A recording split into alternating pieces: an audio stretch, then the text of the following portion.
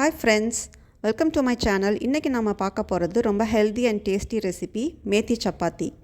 வெந்தயக்கீரை use பண்ணி சப்பாத்தி செய்ய போகிறோம்.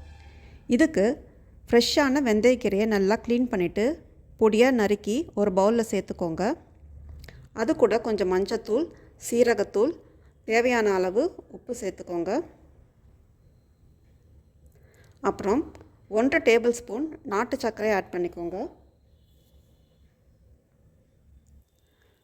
அப்புறம் ஒரு பொடியாக நறுக்கின பச்சை மிளகாயும் சேர்த்துக்கோங்க. இந்த இனிப்பும் காரமும் இந்த சப்பாத்திக்கு ஒரு நல்ல டேஸ்ட்டு கொடுக்கும். இப்போ இது எல்லாத்தையும் நம்ம கையால் மிக்ஸ் பண்ணிக்கலாம். நான் 200 கிராம் கோதுமை மாவு இது கூட ஆட் பண்ணுறேன். இப்போ இதை நல்லா கலந்துக்கலாம்.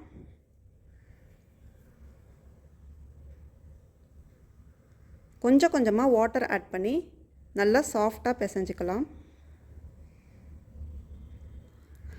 லாஸ்ட்டாக கொஞ்சம் ஆயில் ஆட் பண்ணி 10 நிமிஷம் மூடி வச்சுக்கலாம். அப்போ தான் மாவு நல்லா சாஃப்டாக வரும். இப்போது மாவை நல்லா டிவைட் பண்ணி சின்ன சின்ன பால்ஸாக உருட்டிக்கலாம். இப்போ சப்பாத்தி கட்டையில் போட்டு சப்பாத்தி மாதிரி விரிச்சிக்கலாம். இது ஒரு சூப்பரான லஞ்ச் பாக்ஸ் ரெசிபியும் கூட. குயிக்காக செஞ்சிடலாம். ஹாட்டான தவாவில் போட்டு நல்லா 2 சைடும் குக் பண்ணி எடுத்தால் சுவையான மேத்தி சப்பாத்தி ரெடி.